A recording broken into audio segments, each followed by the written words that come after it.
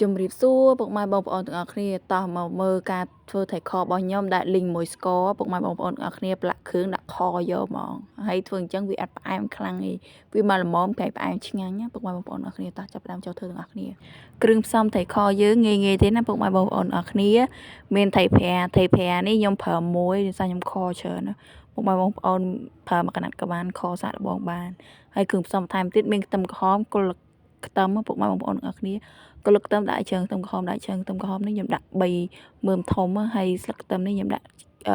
ចូល10ដើមជាងខ្ទឹមក្រហមនិងគល់ស្លឹកខ្ទឹមរបស់យើងនឹងពុកម៉ែបងប្អូនទាំងអស់គ្នាដាក់កាន់តែច្រើនកាន់តែល្អដើម្បីទី1ថាយើងកាត់ឆ្អាបហើយដើម្បីអីថាយើងនឹងមានជាតិ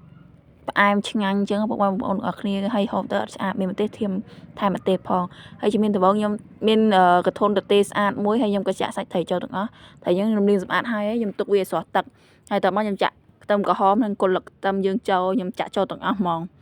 ហើយខ្ញុំក៏បង់គ្រឿងក្រៅមានដូចជាអំបិលប៊ីចេងស្កររ៉ូឌីនិយាយរំទៅបើសាច់ត្រីពុកម៉ែបងប្អូនអរគ្នាដាក់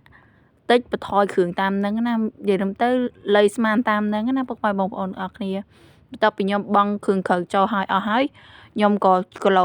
ឡូកសាច់ត្រីយើងហ្នឹងឲ្យវាចូលជាតិគ្នាពុកម៉ែបងប្អូនអរគ្នាច្រឡូកឲ្យវាចូលជាតិឲ្យសព្វល្អជាមួយគល់ខ្ទឹមហើយនិងខ្ទឹមក្រហមយើងទៅដើម្បីវាចូលជាតិឆ្ងាញ់ណាពុកម៉ែបងប្អូនអរគ្នា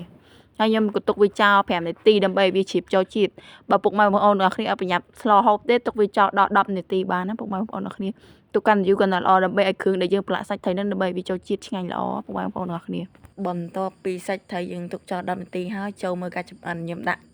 ឆ្នាំងឡើងហើយខ្ញុំចាក់ត្រីចូលខ្ញុំអត់ប្រើខ្លាញ់អត់ប្រើអីទាំងអស់ពុកម៉ែបងប្អូនអរគ្នាខ្ញុំចង់ប្រាប់ពុកម៉ែបងប្អូនអរគ្នាថាបើខត្រីអញ្ចឹងបែបខ្ញុំនឹងកុំដាក់ឆ្នាំងតូចចាវាអាចធ្វើឲ្យបែកសាច់ត្រីបានដាក់ខ្ទះទៅធំទលាយស្រួលយើងប្រែត្រឡប់សាច់ត្រីមួយហើយត្រីនេះចាក់ចូលឲ្យពុកម៉ែបងប្អូនអរគ្នាស្រែវាស្រួលបួមមកម្ដងឲ្យវាស្មើស្អាតអញ្ចឹងពុកម៉ែបងប្អូនអរគ្នាកុំដាក់ខទាំងអញ្ចឹងសាច់ត្រីយើងអត់ឆ្អិនស្មើគ្នាល្អទេ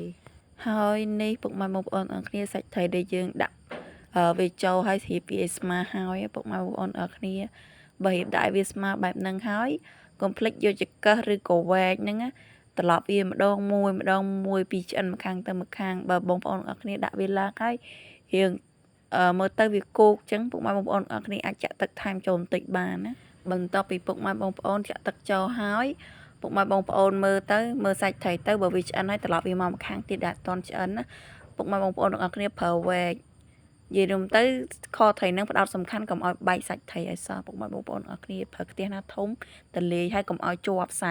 ច់គឺបែកសាច់ត្រីលេងឆ្ងាញ់ហើយខត្រីបន្ទាប់ពីសាច់ត្រីពុកម៉ែបងប្អូនអរគ្នាវាពុះឡើងហើយមើលទៅវាឆ្អិនល្អហើយកុំភ្លេចពុកម៉ែបងប្អូនអរគ្នាចាប់ផងគ្រឿងនឹងមកល្មមឆ្ងាញ់ត្រូវមាត់ពុកម៉ែបងប្អូនអរគ្នានៅត្រីនឹងខប្រៃផ្អែមហើយមកងោវាឲ្យយូរដើម្បីគ្រឿងក្រៅយើងនឹងវាចូលជាតិមួយសាច់ត្រីបានឆ្ងាញ់ពុកម៉ែបងប្អូនទាំងអស់គ្នាសម្រាប់ខ្ញុំបងគ្រឿងនេះខ្ញុំត្រូវថែមទឹកត្រីមកសាភាបាយទៀតបានមកល្មមឆ្ងាញ់ពុកម៉ែបងប្អូនអរគ្នាព្រោះវារៀងសាបខ្ញុំខនឹងប្រៃផ្អែមឆ្ងាញ់ណាពុកម៉ែបងប្អូនអរគ្នាហើយមកងាស់វាឲ្យយូរដាក់ភ្លើងតូចមកងាស់វាឲ្យយូរដើម្បី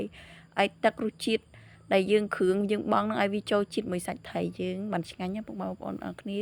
គឺថាវីដេអូនេះគឺមានតែប៉ុណ្្នឹងទេបាយអរគុណច្រើនដែលមើលវីដេអូនេះពីដើមដល់ចប់ជួបគ្នាវីដេអូក្រោយទៀតចា